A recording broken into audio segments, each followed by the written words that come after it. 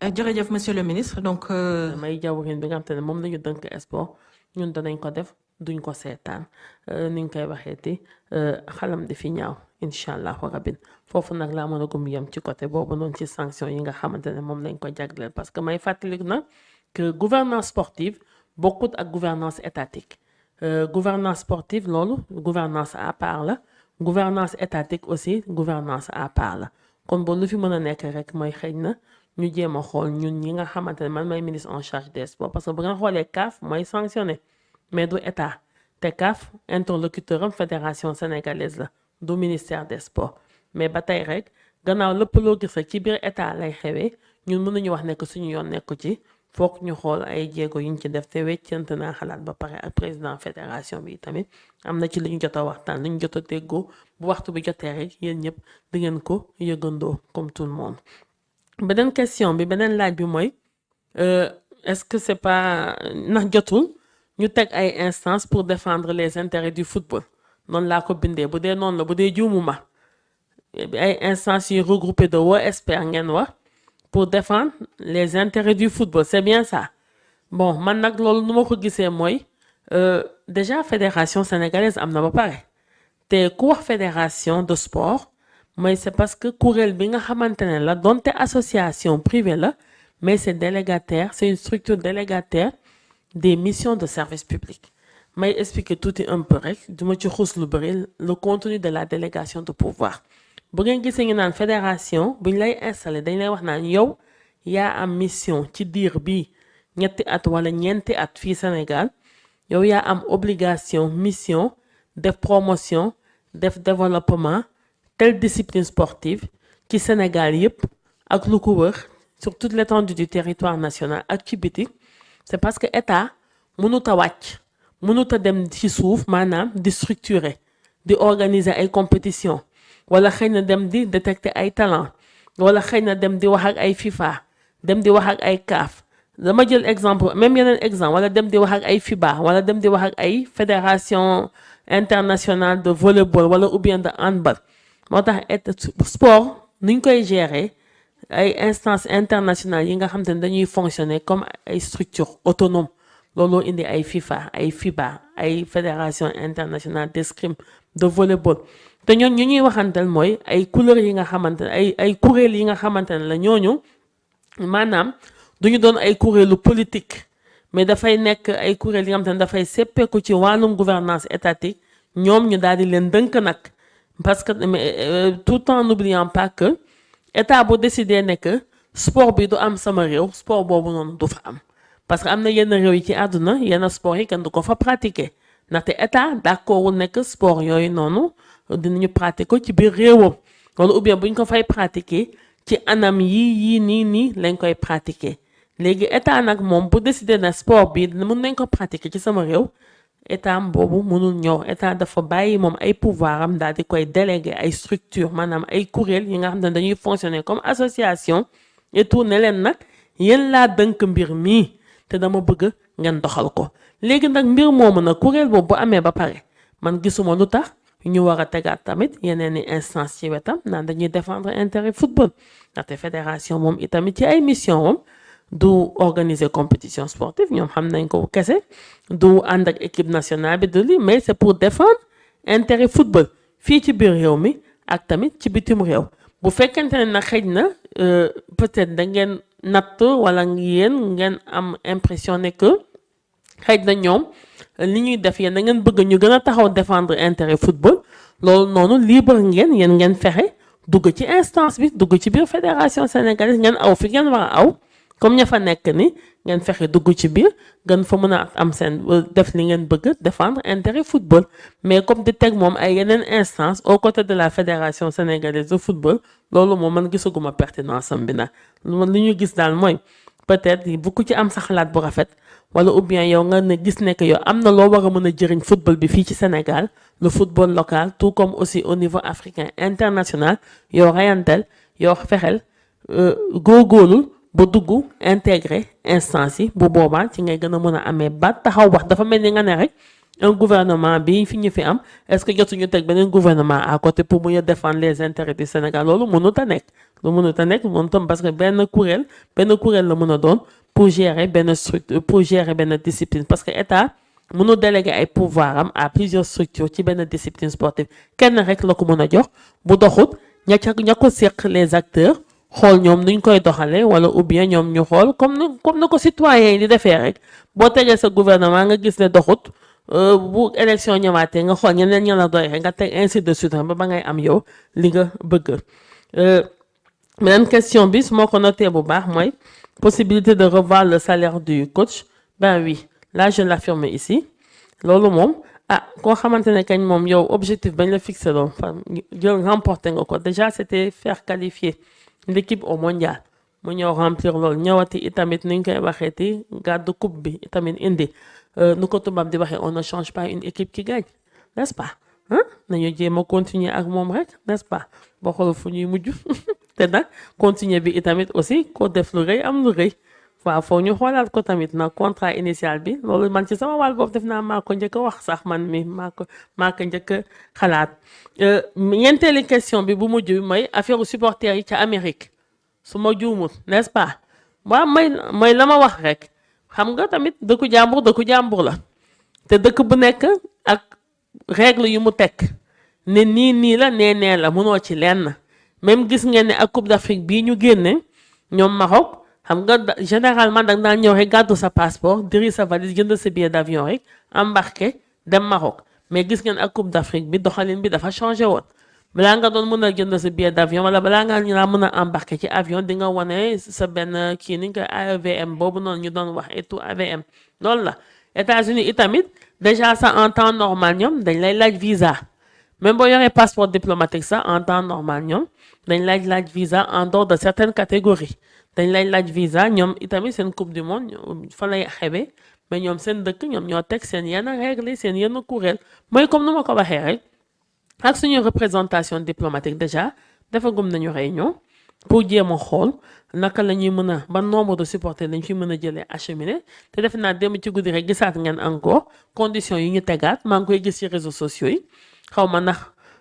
ay informations yu réel la am déet mais en tout cas maa ngi koy gisaat que pour les supporters je sais pas moi sénégalais il faut déposer xaw ma nangam tant de dollars mais loolu yëpp tout dépendra aussi de la soutenabilité ndaxte ñun itamit nag amuñu ay budget yi nga xamante ne c'est élastique et je le rappelle trophée neex na trop football mais il y a pas que le football aussi comme sport ici au Sénégal te Sénégal dafa am loo xamante ne moom moo fi nekk ba léegi maanaam le sport tout est supporté pratiquement par l'État du Sénégal État pratiquement mooy investir ci infrastructure yi ce qui est déjà très lourd les compétitions internationales yi ngeen gis aussi tamit c'est des postes de dépenses aussi très très élevés État itamit moo koy supporter ak formation bi tamit ci yenn aspect itamit État itamit moo gàddu loolu noonu yépp moo tax nag amuñu budget élastique yi nga xamante ne xëy na on pourra se permettre fixer ma benn limite nag mais dama xam ne rek comme les budgets ne sont pas élastiques peut-être dañu permettre xëy na nombre de supporters bi nga xamante ne moom ngay jëlee fii di yóbbu Maroc di ko yóbbu États-Unis d'autant plus que gis ngeen ne que c'est des conditions très très très draconiennes mais lépp loo xamante ne mën na nekk rek en fonction du contexte et des possibilités financières ñun en tout cas ñun dinañ ko defee parce que nag boo yóbboo équipe foog mu am itamit nag wax dëgg ñu nekk ci ginnaawam nag di ko bàkk nag wax di ko jiñ di ko jey ndax mu gën a mën a xam nga xoggali ko yooyu noonu gën a mën a def dépassement pour mën a am ay résultats yi nga xam te ne après dafay sedd xol. Voilà pour l'essentiel je crois Madame le ministre les 4 questions qui m'ont été posées n'est-ce pas c'est bien ça articulé autour des sanctions de la CAF à l'endroit du coach Pape Bouna Thiaw. La seconde la mise en place d'instances voilà parallèles pour la défense des intérêts du football. La possibilité aussi de revoir le salaire du coach ainsi que voilà le déplacement des supporters. Par rapport aux sanctions de la CAF adressées au coach, ça moi nous avons déjà échangé avec le président de la fédération et tout ce qui est possible de faire, nous allons le faire. Et voilà les voies de droit, comme aussi les autres voies aussi seront explorées aussi pour atténuer ces sanctions. Parce que déjà il sera privé quand même de s'asseoir sur le banc pendant 5 matchs, ce qui est déjà trop. Et aussi, voilà, il y a aussi une amende aussi pécuniaire. Et ça, moi, je pense que c'est pas dans l'intérêt de notre équipe quand même de voir son coach être assis sur un banc pendant 5 matchs CAF et en plus de ça, une amende pécuniaire. Mais comme je l'ai dit tout à l'heure, au début de mon propos, le coach s'est comporté en Sénégalais et le coach a agi en vrai patriote. Et tout ce qui sera de notre ressort, nous, autorités investies de mission de service public, de même que la Fédération sénégalaise aussi, nous ne ménagerons aucun effort pour être à ses côtés, qu'ils soient rassurés en ce sens-là. Et par rapport à la mise en place d'instances parallèles pour la défense des intérêts du foot, bon, nous, on voit pas, moi, je vois pas la pertinence, d'autant plus qu'il existe déjà une fédération sénégalaise en charge du football et chargée de faire la promotion de la discipline sur toute l'étendue du territoire national et au-delà aussi du Sénégal. Eh ben voilà. Et cette fédération, quand même, est chargée de mener une mission de service public puisqu'elle est délégataire de pouvoir. Et vouloir mettre en place aussi une autre structure parallèle pour la défense du football, ça sera du doublon. Et d'autant plus que l'État, quand même, ne peut pas déléguer ses pouvoirs concernant une discipline sportive à deux entités différentes. Ça, c'est pas possible. Maintenant, si vous estimez, vous, par ailleurs, vous, acteurs du monde sportif, du mouvement sportif, que les intérêts du football ne sont pas suffisamment défendus par l'instance actuelle, là, vous avez le droit d'intégrer cette instance en pensant maintenant par les voies et moyens réglementaires que voilà que les autres aussi c'est voilà où ils sont passés pour pouvoir intégrer cette instance-là. Parce que nous, on se dit toujours, ben voilà, en sport aussi, c'est comme partout dans notre secteur, hein. Si on veut défendre les intérêts d'un groupe ou bien si on veut défendre aussi l'intérêt d'un pays ou bien ses propres intérêts, il faut quand même s'asseoir au banc,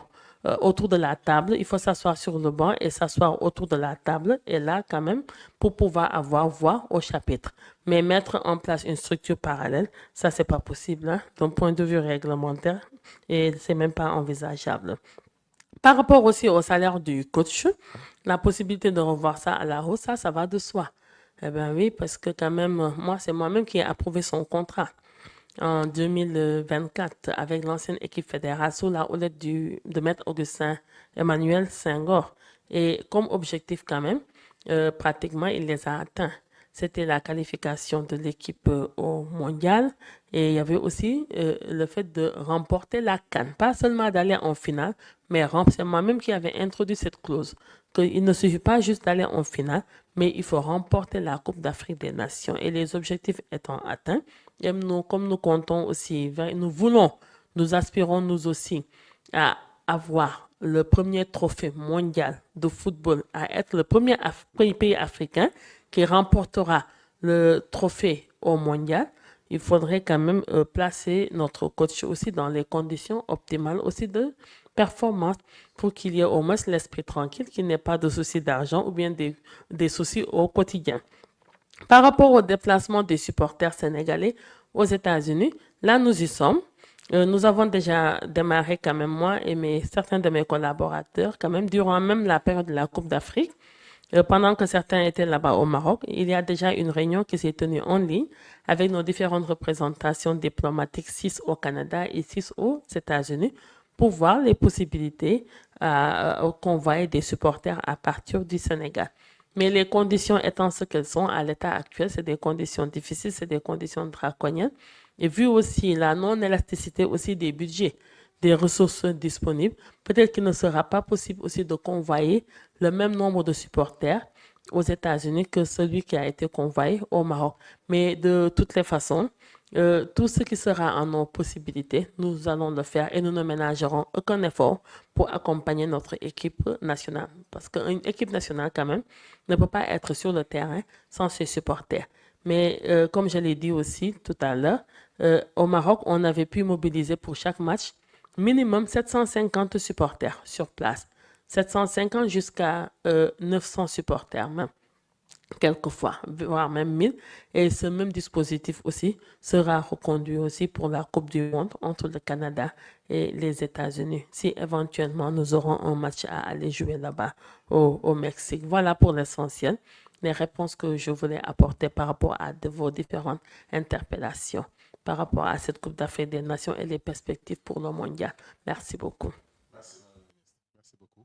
Légui temps bi li ci dess bariwul te comme on a dit